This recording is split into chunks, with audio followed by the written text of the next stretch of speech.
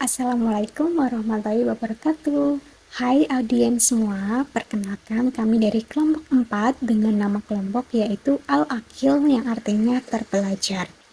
Adapun 4 anggota kami yaitu Devina Michelle Rehandita, Dwi Puspita Ningrum, Maula Diva Mayandra, dan Diva Maharani. Pada kesempatan kali ini, kami akan menjelaskan kepada teman-teman semua tentang kepuasan konsumen. Dengan subtema prinsip dasar kepuasan konsumen, karakteristik produk yang diinginkan konsumen, dan mekanisme untuk memahami ekspektasi konsumen. Tanpa berlama-lama lagi, langsung saja kita simak. Perkenalkan, nama saya Devina Michelle Rendita, dan di sini saya akan menjelaskan kepada teman-teman semua tentang prinsip dasar kepuasan konsumen. Sebelum memasuki materi lebih dalam, apakah teman-teman tahu terlebih dahulu apa itu kepuasan konsumen? Ya, betul banget. Kepuasan atau satisfaction merupakan upaya pemenuhan akan suatu hal. Dan menurut Philip Kotler dan Kevin Lane Keller, kepuasan konsumen adalah perasaan senang atau kecewa seseorang yang muncul setelah adanya membandingkan produk dengan kinerja yang diharapkan. Sehingga di sini dapat disimpulkan bahwa kepuasan konsumen adalah hal yang dibutuhkan konsumen untuk melakukan pemenuhan kebutuhan akan barang atau jasa. Oke, yang selanjutnya yaitu elemen dari kepuasan konsumen. Yang pertama yaitu expectation, di mana konsumen di sini berharap barang atau jasa yang diterimanya sesuai dengan harapan mereka. Karena jika barang atau jasa tersebut mampu memenuhi ekspektasi konsumen, maka akan menciptakan adanya kepuasan pelanggan. Dan ketika pengharapan itu terwujud, maka di fase pasca pembelian konsumen akan secara aktif mengkonsumsi barang atau jasa tersebut. Yang kedua yaitu performance, di mana pada fase mengkonsumsi suatu produk, konsumen menyadari kegunaan produk aktual dan menerima kinerja produk tersebut sebagai dimensi yang penting bagi konsumen. Dan ketika kinerja aktual barang atau jasa berhasil, maka akan tercipta sebuah kepuasan konsumen. Yang ketiga yaitu comparison, di mana setelah mengkonsumsi barang atau jasa, konsumen menyadari adanya harapan pasca pembelian dan persepsi kinerja aktual, yang pada akhirnya konsumen akan membandingkan di antara keduanya. Dan konsumen akan merasa puas ketika harapan sebelum pembelian sesuai dengan atau melebihi dari persepsi mereka terhadap kinerja aktual produk. Elemen yang keempat yaitu confirmation atau disconfirmation, yang merupakan hasil dari perbandingan harapan dan persepsi kinerja. Confirmation yaitu ketika harapan dan kinerja berada pada level yang sama, sedangkan disconfirmation yaitu jika kinerja aktual lebih baik atau kurang dari level yang diharapkan konsumen. Dan elemen yang terakhir yaitu diskrepensi, yang mengidentifikasi bagaimana perbedaan antara level kinerja dengan harapan. Kepuasan konsumen itu sangat menguntungkan bagi sebuah organisasi atau sebuah perusahaan loh teman-teman. Kira-kira apa aja sih manfaatnya dari adanya kepuasan konsumen itu? Yang pertama yaitu meningkatkan jumlah konsumen. Mengapa demikian? Karena perusahaan pasti akan menjadikan seorang konsumen sebagai prioritas mereka.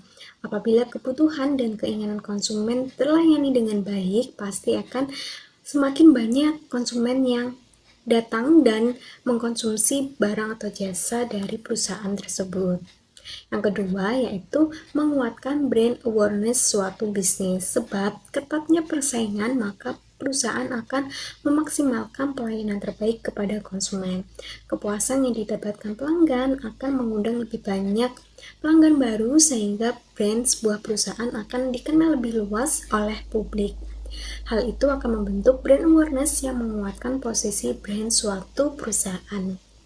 Selanjutnya yaitu menciptakan loyalitas konsumen, sebab rasa puas berkaitan langsung dengan ketertarikan terhadap suatu produk atau jasa, dan apabila pelanggan merasa puas, otomatis mereka akan melakukan repeat order terhadap barang atau jasa di suatu perusahaan.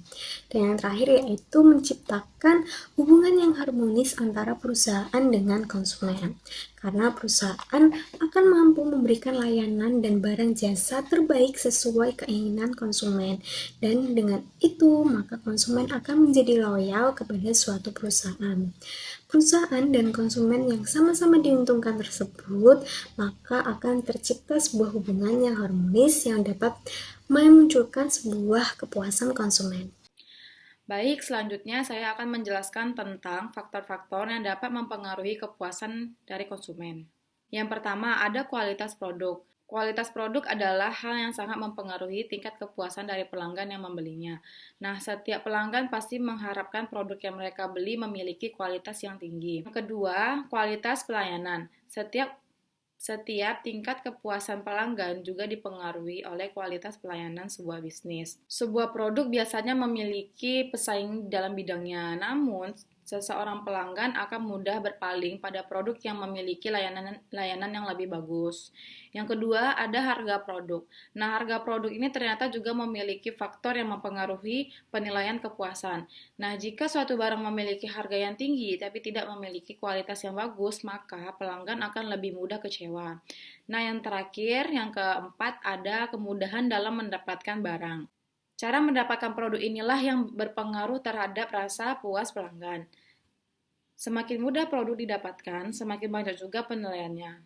Dan tentunya nilai kepuasan pelanggan akan semakin mudah didapatkan. Selanjutnya ada ciri-ciri konsumen yang puas terhadap barang atau jasa. Menurut Supranto, pada tahun 2011, konsumen yang akan puas menjadi loyal dengan ciri-ciri sebagai berikut. Yang pertama, membeli berkali-kali produk atau barang kita. Terus yang kedua, mengajak orang lain untuk membeli. Terakhir, membicarakan hal-hal baik mengenai brand kepada orang lain. Oke, yang selanjutnya yaitu karakteristik produk yang diinginkan oleh konsumen. Pengertian karakteristik produk. Karakteristik produk adalah kondisi yang berbeda dari suatu produk dibandingkan para pesaingnya yang dapat ditawarkan kepada konsumen untuk memenuhi kebutuhan. Lalu yang selanjutnya, apa itu pengertian dari produk? Menurut Kotler dan Armstrong pada tahun 2008, produk adalah segala sesuatu yang bisa ditawarkan kepada pasar untuk memuaskan suatu keinginan atau kebutuhan termasuk barang fisik, jasa, pengalaman, acara, tempat, properti, organisasi, informasi, maupun ide. Teman-teman, yang selanjutnya yaitu 8 dimensi karakteristik produk. Yang pertama yaitu terdapat kinerja atau performance. Kinerja atau performance disebut juga sebagai core product atau inti dari produk. Misalkan saja apabila kita membeli handphone, maka yang kita lihat pertama kali yaitu kinerja dari handphone tersebut atau inti dari handphone tersebut seperti apa. Lalu yang kedua yaitu fitur atau pelengkap. Fitur atau pelengkap ini misalkan saja pada handphone, yaitu kita bisa melihat melalui aplikasi-aplikasi yang ada di dalam handphone tersebut atau pelengkap-pelengkap lain yang ada di dalam handphone tersebut. Lalu yang ketiga yaitu reliabilitas, yaitu kemungkinan mengalami kerusakan. Nah, reliabilitas ini bisa juga sebagai contoh yaitu dengan adanya beberapa kemasan pada berbagai produk makanan, misalkan ada kemasan primer, sekunder maupun tersier. Lalu yang keempat yaitu kesesuaian dengan ekspektasi. Nah, ini berhubungan dengan produsen, yaitu dalam pengertiannya adalah sejauh mana karakteristik desain dan operasi memenuhi standar-standar yang telah ditetapkan sebelumnya. Lalu yang keempat yaitu durability atau daya tahan dari produk. Daya tahan dari produk ini dalam pengertiannya yaitu daya tahan produk atau berapa lama produk tersebut dapat digunakan. Nah, ini misalkan pada handphone Nokia ya teman-teman, handphone yang sangat terkenal sekali di kalangan kita dengan durability-nya yang sangat panjang, yang sangat kuat seperti itu. Lalu yang keenam yaitu serviceability atau penanganan keluhan secara memuaskan. Nah, ini bisa terlihat dari beberapa banyaknya toko-toko atau cabang-cabang Honda maupun Yamaha yang ada di berbagai daerah, sehingga memudahkan bagi kita apabila kita ingin membeli spare part ataupun bahan-bahan yang kiranya harus menggunakan produk Yamaha ataupun Honda seperti itu. Lalu Yang ketujuh yaitu estetika atau keindahan. Nah, ini berhubungan dengan adanya Instagramable dan budaya foto-foto di kalangan remaja, maka unsur estetika atau keindahan ini menjadi salah satu hal yang sangat penting. Lalu yang kedelapan yaitu perception of quality, atau ini berhubungan dengan konsumen, yaitu citra dan reputasi produk serta tanggung jawab perusahaan terhadapnya. Nah, ini bisa terlihat bagaimana persepsi konsumen membeli produk Jepang dan produk Cina. Maka kebanyakan dari kita menganggap bahwa produk Jepang semuanya bagus, tapi produk Cina tidak begitu bagus seperti itu. Padahal tidak seperti itu juga. Tapi kebanyakan dari kita berpikiran seperti itu. Nah, itu adalah perception of quality. Teman-teman, lalu yang selanjutnya yaitu karakteristik umum produk yang disukai oleh konsumen. Nah, ini sangat menarik teman-teman. Di sini terdapat 3 karakteristik. Yang pertama yaitu murah, yang kedua yaitu lebih cepat, dan yang ketiga yaitu lebih baik. Nah, murah ini berhubungan dengan harga, teman-teman. Jadi, konsumen lebih menyukai produk yang sama dengan kualitas yang sama, tapi dengan harga yang lebih murah. Itu termasuk salah satu karakteristik produk yang disukai oleh konsumen. Lalu yang kedua yaitu lebih cepat. Lebih cepat ini artinya konsumen menginginkan produk yang mudah didapat serta ada di mana saja. Nah, ini berhubungan dengan distribusi dari produk tersebut. Jadi produk tersebut mudah didapatkan oleh konsumen. Lalu yang ketiga yaitu lebih baik. Artinya ini menyangkut mengenai kualitas dari produk tersebut. Jadi konsumen lebih menyukai produk yang mempunyai kualitas yang baik, seperti itu. Oke, lalu yang selanjutnya yaitu 5 syarat produk menarik konsumen. Yang pertama yaitu mudah digunakan. Jadi produk tersebut harus mudah digunakan. Nah, ini bisa juga dengan adanya beberapa fitur-fitur atau tombol-tombol atau aplikasi-aplikasi dalam produk tersebut, atau juga bisa dengan menggunakan buku panduan yang disediakan di dalam produk tersebut. Lalu yang kedua yaitu umur produk yang panjang. Nah, syarat ini mengasumsikan bahwa tidak ada konsumen manapun yang ingin membayar untuk produk yang mudah rusak. Nah, ini mengasumsikan bahwa semakin panjang umur produk, maka akan semakin baik.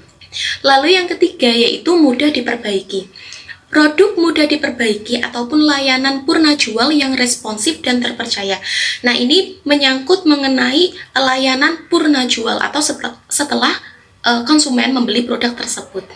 Lalu yang keempat yaitu ramah lingkungan. Nah, ini mulai berkembang karena adanya kesadaran dari masyarakat akhir-akhir ini mengenai nilai dari produk yang aman dan alami, seperti itu. Lalu yang kelima yaitu kemasan yang menarik.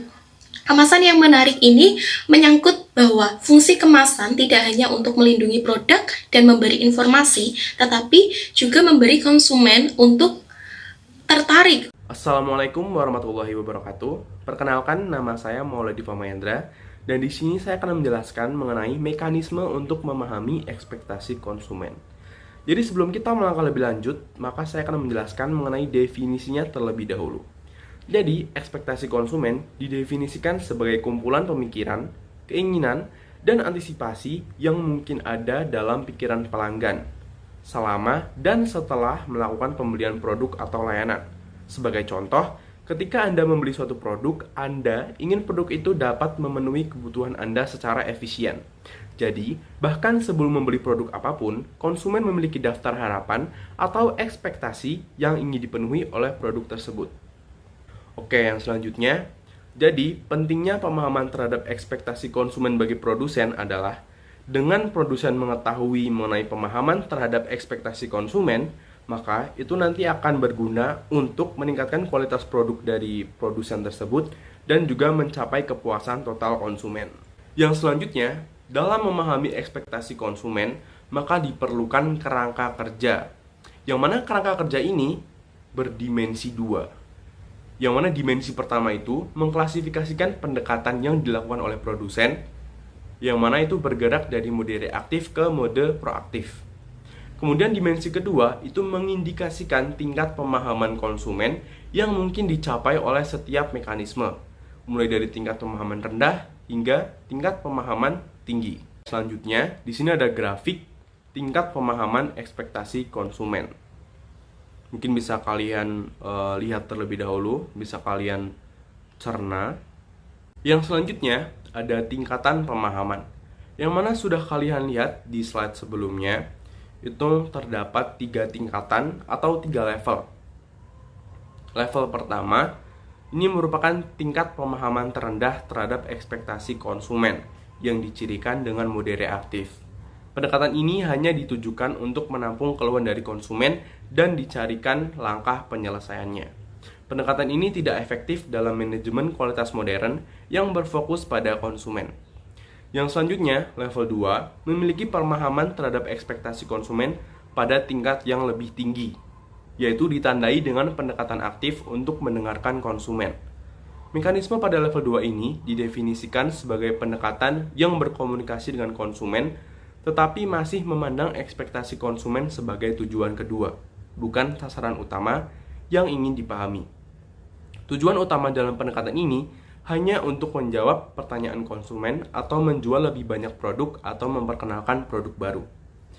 Yang ketiga, level 3, memiliki pemahaman tentang ekspektasi konsumen pada tingkat yang paling tinggi. Karena di level 3 ini ditandai dengan pendekatan produktif untuk mendengarkan ekspektasi pelanggan. Karena mekanisme level 3 ini khusus didesain secara spesifik untuk menjaring informasi dari pelanggan. Pendekatan ini mencakup wawancara pribadi dengan pelanggan, kelompok fokus, dan survei.